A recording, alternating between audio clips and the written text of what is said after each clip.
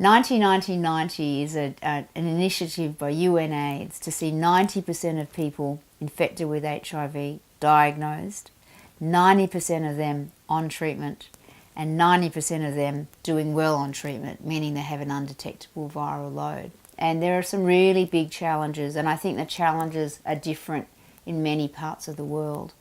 I think probably the biggest challenge in every country is to reach the target of 90% of people to be tested.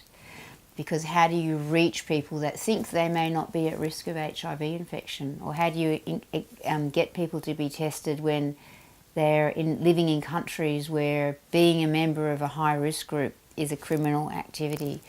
How do you get people tested when you've got to go and see a doctor? You may have to wait a few days for your results. That we can deal a bit better with on-the-spot testing, but I think there are big challenges around testing. The next challenge is, of course, getting people on treatment that need treatment.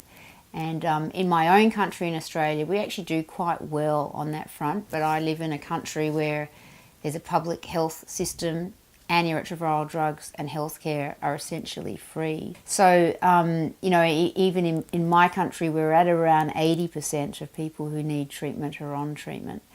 But of course, the challenges are much greater in many other parts of the world. You look at a place like Indonesia, and they're probably at a rate of 8%. So there's a huge amount of work to do to get up to 90%. There are issues around funding in many countries, funding treatment, having a health infrastructure. That always means treatments is available and the appropriate healthcare support. Once you're on treatment, I don't think being undetectable is that difficult. As long as you take the drugs work.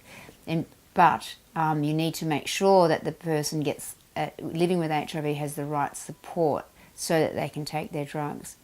The most important thing, as I think, for people currently is to know what their status is, to get tested.